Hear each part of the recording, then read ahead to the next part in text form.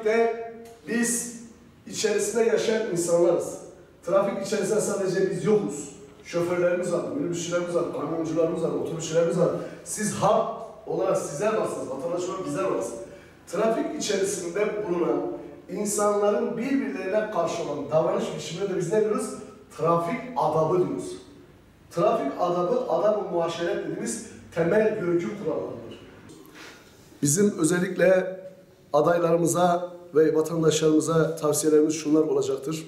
Sürücü kurslarından sürücü belgeleri aldığımız zaman ilk yaptıkları şey trafik içerisine çıkmalarından önce adab-ı muaşeret dediğimiz temel görgü kurallarımız var.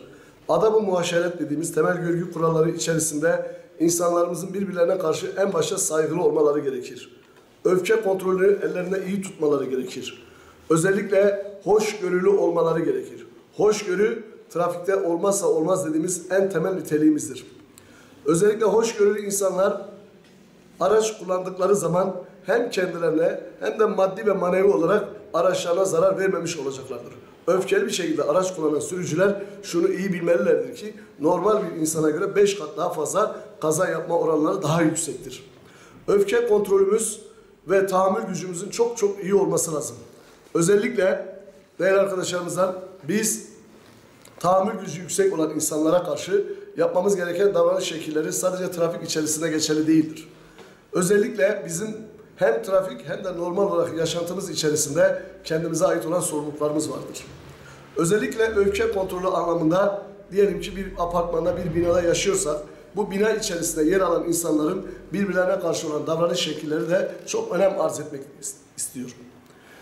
Bu davranış şekilleri arasında komşuluk hakkıyla birlikte diyelim ki bir komşumuza bir misafir geldiği zaman bağırmalar, çağırmalar, efendime söyleyeyim zıplamalar neticesinde hemen bir üst kata çıkıp eğer karşı komşumuz bize tepki göstermiyorsa bu en güzel şey öfke kontrolünden dolayı kaynaklanan en olumlu hareketlere en basit bir örnek olarak vermek isterim.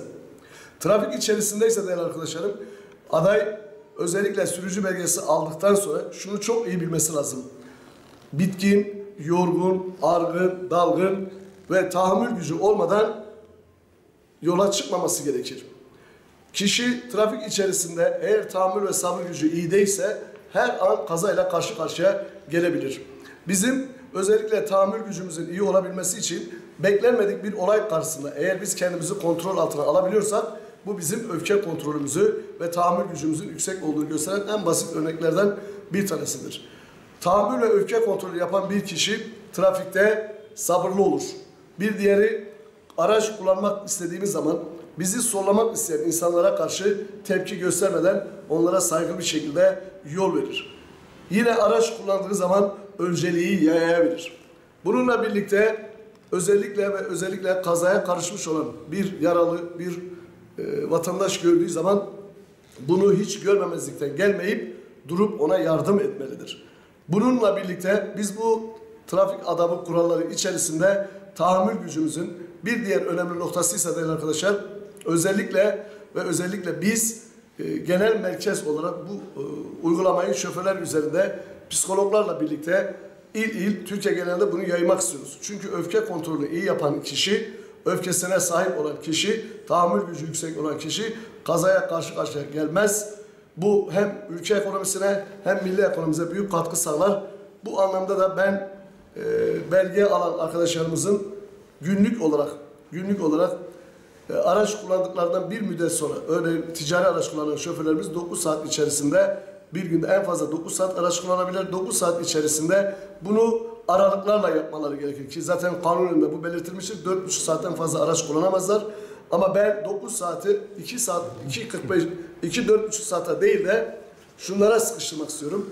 Özellikle 3'er saat aralıklarla 3 ayrı mola vererek bunu yapmaları gerekir. Bu esnada sürücü hem kendisini toplamış olur, hem beyin ve zihnini dinlendirmiş olur, hem de trafik içerisinde sabrı iyi öğrenmiş olur. Trafik içerisindeki özellikle büyük şehirlerde, metropol şehirlerde yaşayan insanların tahammül güçlerinin normal kentlerimize göre daha az olduğunu görüyoruz. Bunun sebebi de trafik sıkışıklığından dolayı. Özellikle trafik içerisinde bunlar insanlar trafik sıkışıklığından dolayı sürekli korna çalarak, saygısızca bir harekette bulunarak öfkemizi artırabilirler. Bizim gayet bu durumlar karşısında sakin olmamız gerekir. Bizim toplumumuza karşı, kendimize karşı ve vatandaşlarımıza karşı hoşgörülü bir şekilde olursak hem mutlu, hem huzurlu, hem de barışçıl bir şekilde rahat bir hayat sürmüş oluruz.